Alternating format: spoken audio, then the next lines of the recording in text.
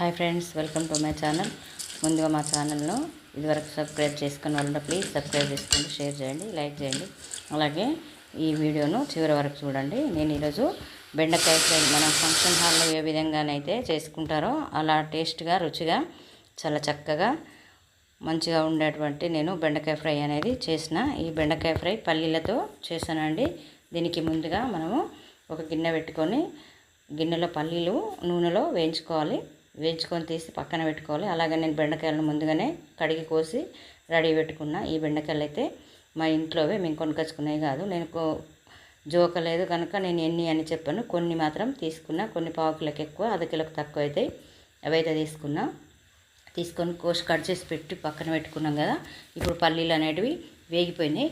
ఇదే నూనెలో మనము పోపు వేసేసుకుంటే సరిపోతుంది.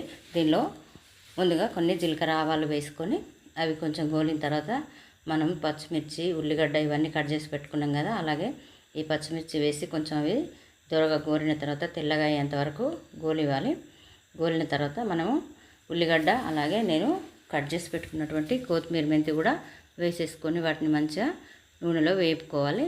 ఈ ఉల్లిగడ్డ అనేది కొంచెం మగ్గితే సరిపోతుంది, కొంచెం ఉడికితే సరిపోతుంది. అలాగే కొన్ని వెల్లుల్లిపాయలు పొట్టు తీసి మామూలుగా వేసేసుకున్నాను. దీనిలో అల్లం వెల్లిపాయ పేస్ట్ అవసరం లేదు, మనం వెల్లిపాయలు వాటిగా వేసుకుంటే సరిపోతుంది.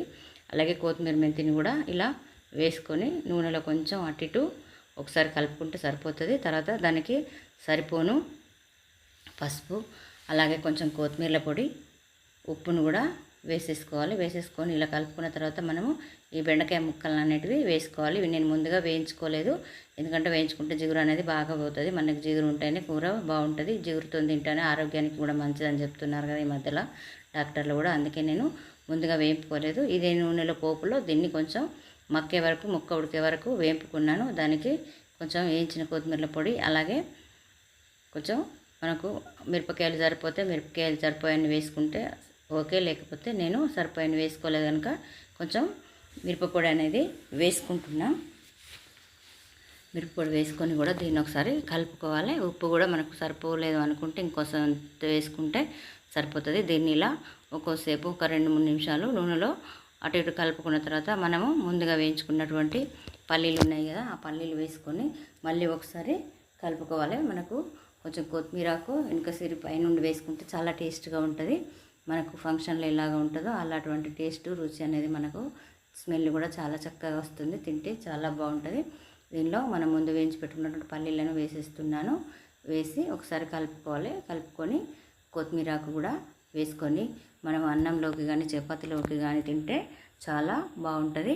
మీరు ఒకసారి ట్రై చేసి చూడండి. నేనైతే అన్నంలోకి దీంతో పాటు కొంచెం చారు, పచ్చి పులుసును కూడా చేసుకున్నానండి. చాలా బాగుంటుంది తినడానికి. ఎందుకంటే పొడిగా తినడానికి ఇష్టపడిన వాళ్ళు ఇలా చారు చేసుకొని తింటే మాత్రం చాలా చక్కగా ఉంటుంది. ఇంకా మరి చపాతీలోకి, పూరీలోకి అయితే ఇంకా సూపర్గా ఉంటుంది.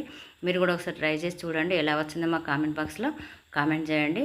అలాగే ఈ వీడియోను చివరి వరకు చూసి ఒక లైక్ చేయండి, షేర్ చేయండి.